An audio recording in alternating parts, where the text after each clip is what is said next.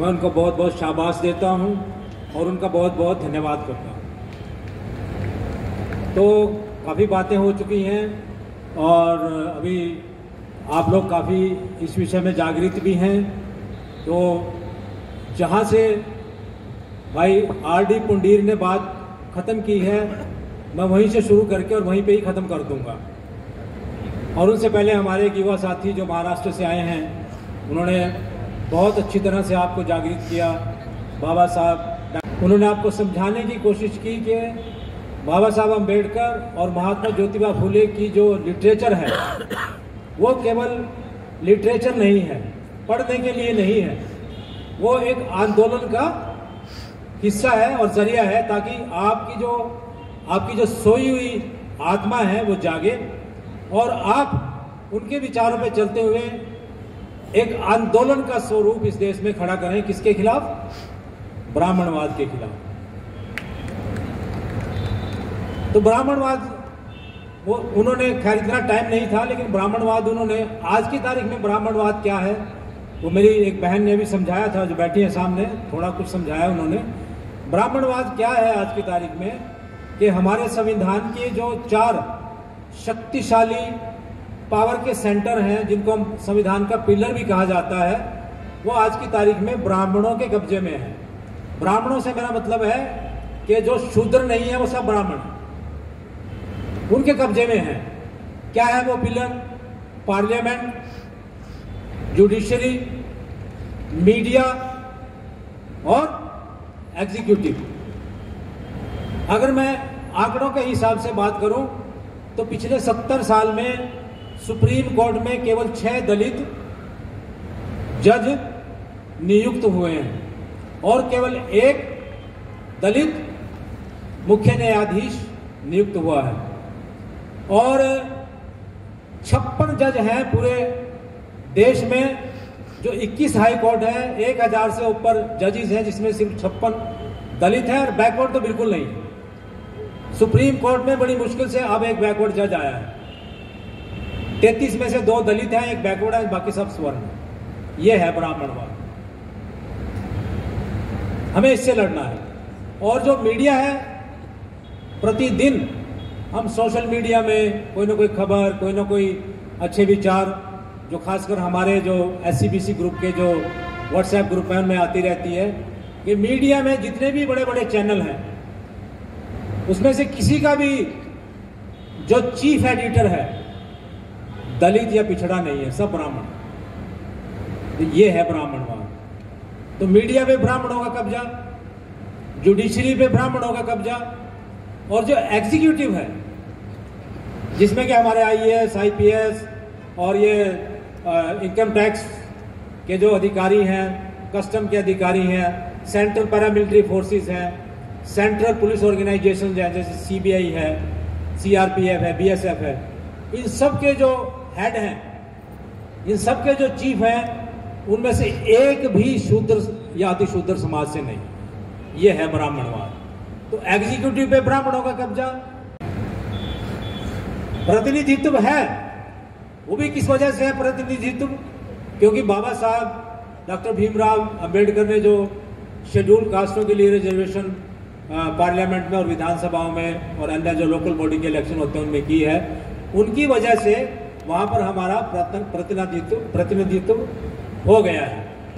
लेकिन बाबा साहब ने ये भी कहा था साथ में, जब पूना पैक्ट की बात चल रही थी, कि जिस व्यवस्था को आप इस देश में लागू करना चाहते हैं, आरक्षण व्यवस्था को, उस व्यवस्था से हमारे जो पार्लियामेंटेरियन होंगे या हमारे जो विधानसभा के सदस्य होंगे वो स्टूजीज होंगे, चमचे होंगे, जो चमचा युक्त किताब भी लिखी कांशीराम ने बाद में, तो वो चमचे होंगे और वो अपने समाज की बात बिल्कुल नहीं करेंगे। उन्होंने एक किस्म से जो अल्टरनेटिव उसका सुझाया था वो था एक किस्म से, जैसे USA के अंदर, जैसे अमेरिका के अंदर प्राइमरीज होते हैं ना, कैंडिडेट को चुनने से पहले प्राइमरीज होते हैं। प्राइमरीज में जो सबसे नंबर 1 पर आता है वही उनकी पार्टी का कैंडिडेट होता है।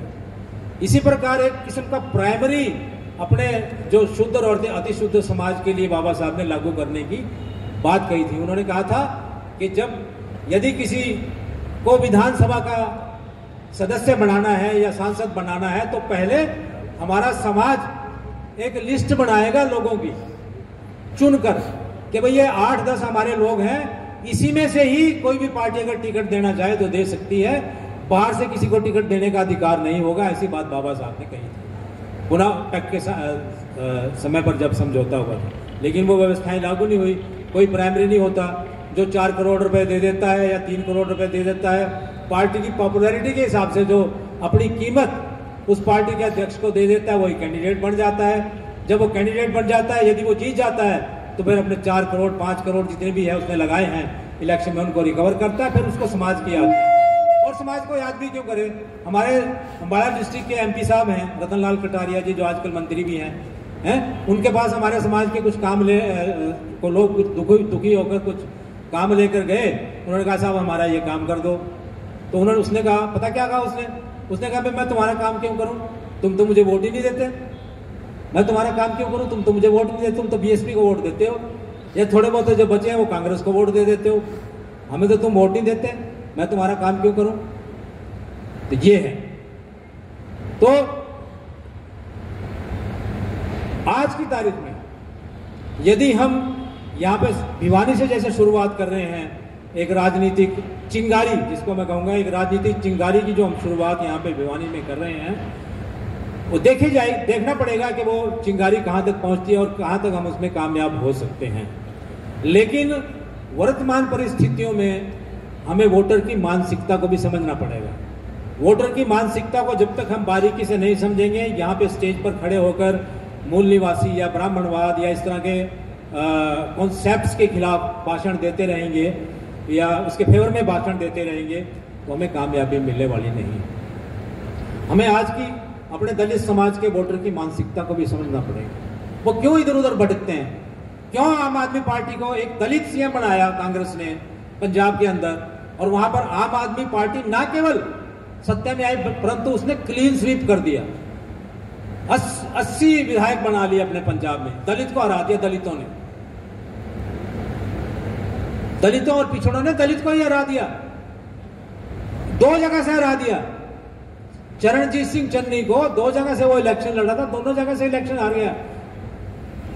क्या इस बात पे एक एनालिसिस नहीं होना चाहिए, विश्लेषण नहीं होना चाहिए कि जब कांग्रेस ने पंजाब में एक दलित मुख्यमंत्री बनाया और वो मुख्यमंत्री ना केवल उनकी पार्टी हारी पंजाब में, परंतु मुख्यमंत्री भी दोनों जगह से इलेक्शन हार गया। क्या इसका अगर बाबा साहब आज जिंदा होते या कांशीराम आज जिंदा होते तो क्या इसका बारीकी से विश्लेषण नहीं करते कि भाई ऐसी क्या आफत आ गई कि हमारा, चलो पार्टी हार गई कोई बात नहीं, हमारा कैंडिडेट 2 जगह से हार गया, दलित का सीएम कैंडिडेट हार गया।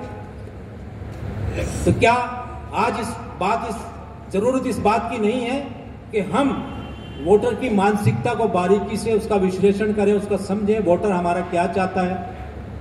केवल यहाँ पर जो भावनात्मक बातें करके या भावनात्मक शोषण करने की नियत से यदि हम वोट मांगेंगे वोटर का, तो आपको वोट नहीं मिलेगा, आप नाकामयाब ही होंगे। तो मेरा मतलब कहने का ये है कि एक छोटे से उदाहरण देता हूं आपके सामने।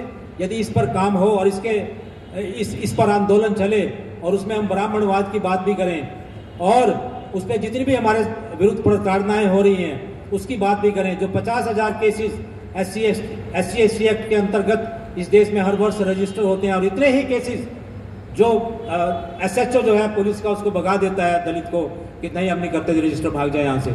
1 लाख के करीब जो अत्याचार के केसेस होते हैं उसके बारे में यदि हम बात नहीं करेंगे तो आपको कामयाबी नहीं मिल सकती। छोटी सी और बात जो मैं कहना चाह रहा था, बीच में अटक गई। 98 पर अभी मैं एक विश्लेषण सुन रहा था एक हमारे रिसर्चर का, हमारे समाज के जो बैकवर्ड समाज से हैं, वो कह रहा है कि 98%, और ये तो सच्चाई है, 98% हमारे लोगों के पास जमीन नहीं है। तो जमीन के बल पर ये लोग हमारी मानसिकता पर वर्चस्व कर रहे हैं। हमारी मानसिकता को गुलामी की जंजीरों में जमीन, जायदाद, पैसे के बल पर गुलाम बना रखा है। क्या ऐसा नहीं हो सकता कि हम किसी तरह से एक आंदोलन चलाएं कि जो 98% है, इसमें जितने भी भूमिहीन परिवार हैं, इनको 5-5 एकड़ जमीन, कम से कम 5-5 एकड़ जमीन इनको दी जाएगी और उस जमीन को जोतने के लिए एक एक ट्रैक्टर जो है वो बिना ब्याज के लोन देकर उनको ट्रैक्टर दिलवाया जाएगा, ताकि वे अपनी जमीन पे 5 एकड़ में कम से कम सिर उठाकर जी सके, अपनी खेती अपने आप कर सके, किसी के आगे साला घास खोदने ना जाना पड़े उनको, किसी के आगे हाली ना लगना पड़े। तो क्या इस तरह का कॉन्सेप्ट हम डेवलप कर सकते हैं? क्या इस पे आगे बातचीत हो सकती है? क्या इस पे विश्लेषण हम कर सकते हैं? तो ये प्रश्न मैं आपके सामने छोड़ रहा हूँ। इसी प्रकार जो दूसरी जो बेरोजगारी है हमारे समाज के अंदर, जो भुखमरी है, उसका क्या इलाज हमारे पास है? वो हमको 5 किलो चावल देकर या 5 किलो गेहूं देकर, आटा दाल स्कीम चलाकर या एक सस्ती साड़ी देकर, आजकल तो स्कूटर भी देने लगे हैं, लैपटॉप देकर हमारे लोगों को लुभाकर वोट ले लेते हैं। फिर 5 साल तक जो है अब हमारे देश के और प्रदेश के संसाधनों पर राज करते हैं, उनको लूटते हैं, 100 करोड़ से या 1000 करोड़ बना लेते हैं, फिर हमारे पास आ जाते हैं, फिर हमें खरीदने लग जाते हैं आटा दाल में, और हम बिक जाते हैं। क्यों बिक जाते हैं? क्योंकि हमारे पास संसाधन नहीं। जब तक हम अपने समाज को आर्थिक रूप से सशक्त करने के बारे में नहीं सोचेंगे, उसका विश्लेषण नहीं करेंगे, तब तक मुझे नहीं लगता कि आपका समाज आपकी मुट्ठी में आएगा। वो आपके हाथों से रेत की तरह फिसलता ही रहेगा, वोट नहीं देगा आपको, जितनी मर्जी आप बातें कर लो। तो ऐसा इसकी जो फ्री बीज, जिसके बारे में अभी 1-2 दिन पहले आर्टिकल भी आया था, मुफ्त खोरी, जिसके बारे में मैंने अभी बात की, ये आटा दाल की जो स्कीमें हमारे देश में चल रही हैं, इसकी काट आपको ढूंढनी पड़ेगी। ये बहुत खतरनाक मामला इस देश में चल गया है। जब तक इसकी काट हम नहीं ढूंढेंगे, आप सत्ता में आने के बाद भूल जाओ, छोड़ दो, कभी नहीं आ सकते आप सत्ता में। इतनी ज्यादा free travelling for women, free ration and so many things free, हर चीज फ्री देने के लिए लोग तैयार है, क्योंकि इनके पास सत्ता की चाबी है, पैसे हैं इनके पास। एक किस्म से जो हमारा जो पब्लिक फंड है, हमारे देश का जो धन है, उसकी इस तरह की फ्रीज बी के थ्रू रिश्वत देकर ये हमारी वोटें खरीद रहे हैं। इसका इलाज हमको, इसका विश्लेषण करके इसका इलाज हमको ढूंढना पड़ेगा। केवल ब्राह्मणवाद और इस तरह की बात करके हम, अच्छी बात है, हम अपने लोगों को बाबा साहब अम्बेडकर और कांशीराम और महात्मा फूले के विचारों से अवगत कराते रहेंगे, उनको प्रसारित और करते रहेंगे और उनकी विचारधारा पे लोगों को चलाने की कोशिश करते ले लेंगे। सत्ता की चाबी तब तक आपके हाथ में नहीं आएगी जब तक आप उस मानसिकता से नहीं सोचेंगे जिस मानसिकता से हमारा दबा कुचला गरीब और भूखा प्यासा नंगा समाज सोच रहा है। तो इसके साथ ही मैं अपनी बात यहीं पर समाप्त करता हूँ। बहुत बहुत आपका धन्यवाद। जय भीम, जय भारत। अपना समाज मोर्चे का गठन इसलिए किया गया था कि ये SC BC और माइनॉरिटी की एकता पे काम करेगा हरियाणा में, और एक ज़बरदस्त राजनीतिक शक्ति बनकर उभरेगा। और बाबा साहब अम्बेडकर, महात्मा ज्योतिबा फूले, कांशीराम, पेरियार और जितने भी हमारे समाज के महापुरुष हुए हैं, उनकी विचारधारा पर चलते हुए और अपने पूरे समाज को उनकी विचारधारा से जागृत करते हुए आगे बढ़ेगा और एक ऐसी राजनीतिक शक्ति बनकर राज्य स्तर पर और केंद्रीय स्तर पर उभरेगा कि हम जितनी भी मनोवादी ताकतें हैं, जितनी भी जो कांशीराम साहब की भाषा में जो सांपनाथ है, नागनाथ है, और आजकल एक सपोलिया भी पैदा हो गया है जिसको आम आदमी पार्टी कहते हैं हम, तो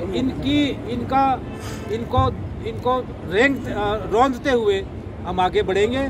और हम अपने पूरे समाज को ये विश्वास दिलाना चाहते हैं कि हम बिकेंगे नहीं, हम झुकेंगे नहीं, हम दबेंगे नहीं, और इस राजनीतिक शक्ति में लगातार वृद्धि करते चले जाएंगे। और एक दिन ऐसा आएगा जब हम सत्ता पर काबिज होंगे और जितनी भी हमारे समाज की गरीबी की समस्याएं हैं, भूमिहीनता है, हमारे 98% लोगों के पास भूमि नहीं है, किसी के पास ट्यूबवेल नहीं है, ट्रैक्टर नहीं है, स्कूटर नहीं है, साइकिल भी नहीं है, तो इनकी गरीबी को ध्यान में रखते हुए हम अपना आंदोलन चलाएंगे, राज्य स्तर पर भी चलाएंगे और केंद्रीय स्तर पर भी चलाएंगे। और मैं सभी समाज के अपने गरीब लोगों को, सबको ये आश्वासन दिलाना चाहता हूँ कि ये लड़ाई ख़त्म नहीं हुई है। कई लोग चूहे की तरह भाग रहे हैं वो आम आदमी पार्टी में चले गए जी, वहाँ चले गए। 2-3 महीने में 4 पार्टियां चेंज कर रहे हैं। इनका मकसद क्या है?